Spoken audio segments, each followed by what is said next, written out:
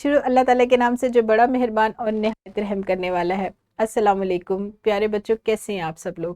صحت مند ہوں گے، تندرست ہوں گے اور زندگی کی نعمتوں سے خوب لطف اندوز ہو رہے ہوں گے، مجھے اس بات کا مکمل یقین ہے۔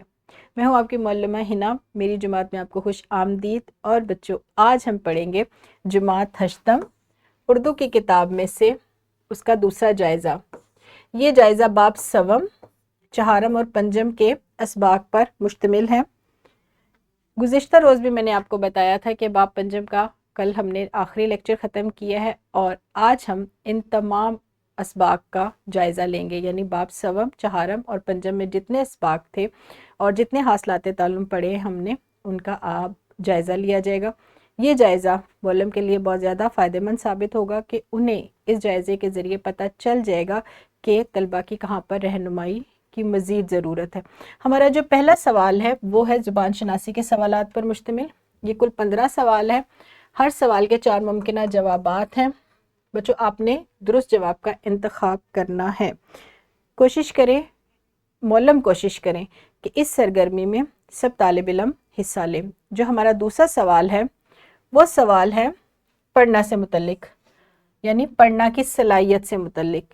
درج ذیل عبارت کو پڑھیں اور نیچے لکھ دیے گئے سوالات کے جوابات اپنے الفاظ میں لکھیں۔ اپنے الفاظ میں ان سوالات کے جوابات بچوں آپ نے لکھنے، اور یہ وہ سوالات ہیں جو ہمارے دوسری سماعی کے حاصلات تعلم سے تو متعلق ہیں، لیکن ہماری درسی کتاب کی مشق میں یہ سوالات شامل نہیں ہیں۔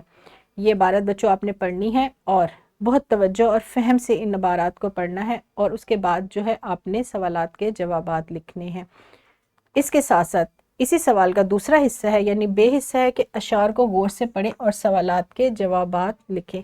اب یہ اشعار ہیں، اقبال کی ہی نظم میں سے لیے گئے اشعار ہیں اور اسی سے متعلقہ سوالات ہیں۔ یہ اشعار بھی درسی کتاب کا حصہ نہیں ہے۔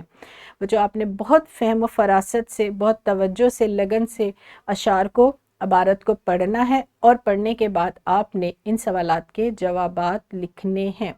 اس کے ساتھ ایک اور حصہ قواعد سے متعلقہ سوالات ہیں، یعنی جو ہم نے زبان شناسی میں حاصلات تعلم پڑھے، مرکب تام کیا ہے، اسم حاصل مصدر کیا ہے، اس کی تعریف ما امثال، صنعت تلمی، حروف تحسین اور حروف استجابیہ۔ بچوں، یہ وہ تمام قواعد ہیں جو ہم نے حاصلات تعلم میں پڑھے، ان کی تعریف اور امثال آپ نے لکھنی ہے۔ معلم کوشش کریں گے، بلکہ معلم اس بات کو یقینی بنائیں گے کہ یہ جو جائزہ ہے 2 دنوں میں 2 دنوں میں مکمل کریں۔ پہلے دن میں حصہ قواعد تک، یہاں تک بچوں سے سوالات کے جوابات پوچھیں۔ لکھوانا چاہتے ہیں لکھوا لیں، زبانی کام کروانا چاہتے ہیں زبانی کام کروا لیں، گروہی صورت میں کروانا چاہتے ہیں، مناسب لگتا ہے گروہی صورت میں کروا لیں یا پھر انفرادی صورت میں کروا لیں، لیکن اس بات کو یقینی بنائیں کہ یہ ایک تو جائزہ 2 دنوں میں مکمل ہو، اور دوسرا اس جائزے کی سرگرمیوں میں سارے طالب علم فردن حصہ لیں، یعنی ان کی شمولیت کو یقینی بنائیں۔ پہلے دن یہاں تک حصہ قواعد تک معلم جائزے کو مکمل کروائیں گے۔ دوسرے دن حصہ سوم شروع کیا جائے گا۔ حصہ سوم جو ہے وہ اب لکھنے سے متعلق ہے۔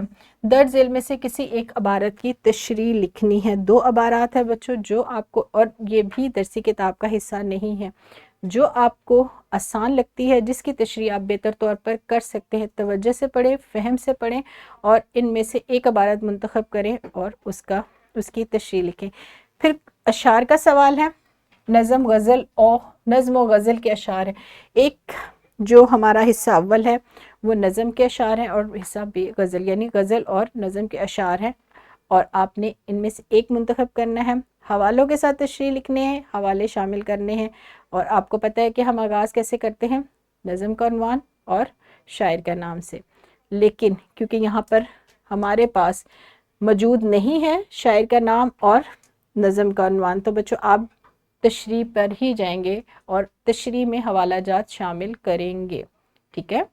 اس کے بعد ہمارا جو ہمارا حصہ ہے، جو آخری سوالات ہے، سوال نمبر 4، 5، 6، 7، یہ ہے تبصرہ لکھنے سے متعلق، درخواست لکھنے سے متعلق، مضمون لکھنے سے متعلق اور مکالمہ لکھنے سے متعلق۔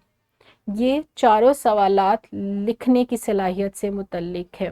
دوسرے دن کے آخری سوالات ہیں یہ मौलम इसमें बच्चों को यहाँ इतनी रहनुमाई करें कि या तो वो ग्रोही सूरत में इस सरगर्मी को करवा लें, 2 सवालात एक ग्रोह से, 2 सवालात एक ग्रोह से, या फिर मुनासिब ग्रोह में तकसीम करके एक एक ग्रोह को एक एक सवाल मुख्तस कर दें ताकि सब सवालात जो हैं इस जायज़े के मुकम्मल हो सके।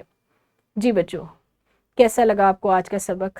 मुझे उम्मीद है पसंद आया होगा और इस जायज़े की मदद से जहाँ पर आपको मज़ीद रहनुमाई की ज़रूरत होगी मौलम उस बात का अंदाज़ा लगा सकेंगे, लिखना की सलाहियत में है, पढ़ना की सलाहियत में है, या फिर ज़ुबान शनासी की सलाहियत में है।